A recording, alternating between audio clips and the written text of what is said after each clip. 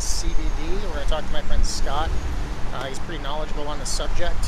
If you get a chance, check us out on YouTube, Impact and Momentum. Let's go check it out. We're here at Nutrition City with Scott, and we're going to talk about the benefits of CBD, different types of benefits, anti-anxiety, pain relief, and some other things. So, what are some of the things that people usually come in for CBD? I'd say most people who are coming in are doing it for anti-anxiety, relaxation, sleep. Sleep's a big one, because a lot of people have a hard time sleeping. So, in the doses will range. I mean, a typical dose for most people, for an effective dose, is probably in like that 10 milligram dose per serving. Other people have more clinical conditions are usually, they'll go 25 all the way up to 50 milligrams a dose. Yeah, I know when you sold me that 10 mil, it was perfect. Okay. Slept like a rock. Yeah, and that's what I use. I use about 12 and a half milligrams or so for the sleeping. My wife uses that. It's a good, 10 milligrams is like a good, affordable, like starter dose.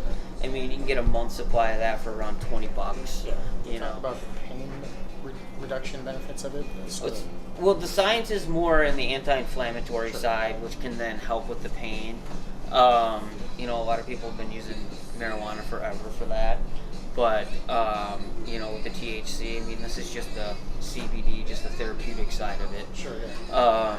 And people can usually see results within a couple of days just because it's a cascade of inflammation, kind of reduces it over a course of time, right. And then people just notice the stiffness and stuff can go away as far as that. Typically, you got to use higher doses for the inflammatory stuff, though. 20 milligrams and up is usually where people are for that. Like if you had a really bad headache, you don't take a child's aspirin, you take a higher dose, and so that's typically how people will prorate the dosages based on how intense the pain is, how bad the inflammation is. People misunderstand a lot of it. They think, like marijuana and hemp are like totally different. It's not a lot different than a red rose versus a yellow rose. Okay. It's just that the hemp flowers are all CBD, okay. more on the therapeutic side, and then marijuana's been bred to be all the THC, more psychoactive side. Oh, okay. Right? So the science is really on the CBD. It's just some people like the feel of the THC. So the hemp flowers themselves, you would smoke them, and that's what they use to harvest the CBD out of now. Like the oils are harvested from those flowers. Okay. Because that's where the most dense CBD is. Okay. But now they're breeding those to be really, really high in CBD that people can smoke. So, people have like migraines. They want something that's going to hit their system instantly. Women who are using it for menstrual cramps. So it's not what people think. Some people who have PTSD that are having issues, CBD is great for that because they can't use regular marijuana because the THC actually makes PTSD worse. Right. Yeah, because of the hallucinations and the way it interacts in the brain. Yeah. So it's become really big with a lot of our military crowd as well. Oh, okay. So yeah, that side of it, it's way more concentrated. This is 740 milligrams in just 2 grams. Okay. Right? And so you would have to drink like a bottle and a half of this to equal this as far as intensity, right? Okay. So it's just a matter of if people want it for acute conditions, they usually go with a really stronger dose every once in a while. Like they'll have this around to smoke, and then they'll use something like an oil on a consistent basis, right? Okay. So, also like you're talking about for inflammation, some people, they're training, whatever they happen to be, they might use something like this, and then if they're really just beat themselves up, then they'll use something like this for a couple of days to reduce the inflammation quickly. But other people who use this high a dose say, it kind of makes me feel funny because it is relaxing. Yeah. It is calming. And once you start jacking the doses really high, then you can get just real chill. Sure. It doesn't make you stoned, it just relaxation. Interesting. Okay. The way that the potencies are different, the way they process them are different, whether they have terpenes in there or not. Terpenes are what differentiate one plant from the next. So it can, somebody could use one strain and say, it makes me have a little bit more mental clarity and energy, and they might use a different strain and it'll say it's great for relaxation. Okay. That's been known forever, especially in like the cannabis realm. Like they'll use like an indica for this or a sativa blend for this, And those types of names come from the terpenes that they add in there. Besides the price point on a $20 one versus a $60 one being stronger, a $60 version might be a full profile where they add the terpenes back in, because those are destroyed when they process it. So you have to harvest them, set them aside, process out the CBD, and then when they get their final product of CBD, add them back in. Yeah. That's just, otherwise it wouldn't be in there. Interesting. So is that the same with THC then? I mean, do they do the same sort of...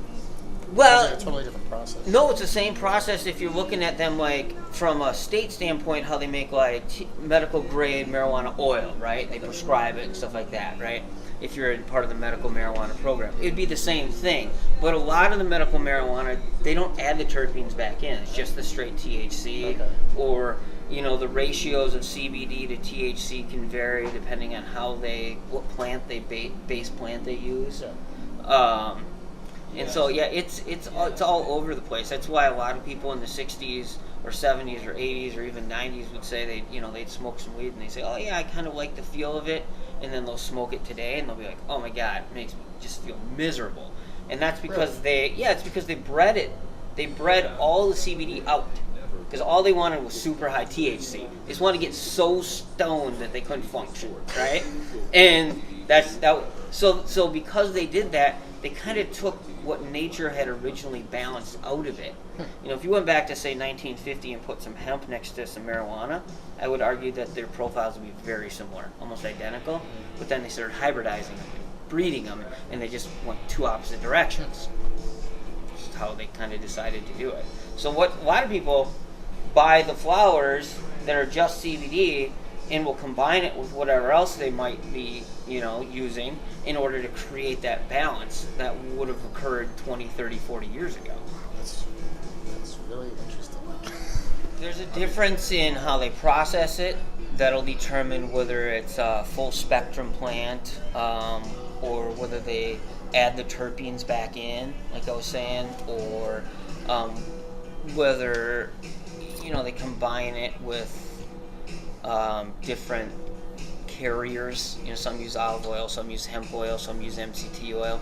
I mean, all that stuff doesn't usually dictate how the CBD itself works, except for the terpenes maybe. Topical is usually used for site specific. It's not going to be for the whole body. Creams or roll-ons or whatever it happens to be, usually for pain and inflammation, because that's just what they're marketed for and used for. 90% of what the industry still sells is going to be in the liquids. That's just because that's easy for people to do. Capsules are starting to become more prevalent, but they're generally more expensive. I don't know why. They just process. It's not even that. It's just that's what this part of the industry has decided. Other parts of the industry are reversed. The capsules are cheaper than the liquids. I mean, it's just how it filtered out. And then you have vapes, stuff like that. It's been the therapeutic use of regular marijuana, right? Is starting to become more mainstream. The legalization in a lot of states. And so then all of a sudden they start saying, okay, well, what is the compound in marijuana that people are getting the benefits from? And CBD is one of the main therapeutic compounds. Also, Europe has been doing research on it forever, and they've actually pushed through some prescription drugs that are just CBD, that are FDA approved now for prescription, for like children with seizures and some other things that there's really work great, and they haven't had really any side effects to it. So it's made them dig a little bit deeper. There's a lot of different things. It's just society has kind of taken the lid off of this, cannabis is bad, kind of idea, and realize that there could be a huge potential. Check out the link below. Sign up for our free email. There's going to be tons of stuff on free information on fitness and performance, lifestyle, supplements. Check us out. Impact and Momentum. Have a good day.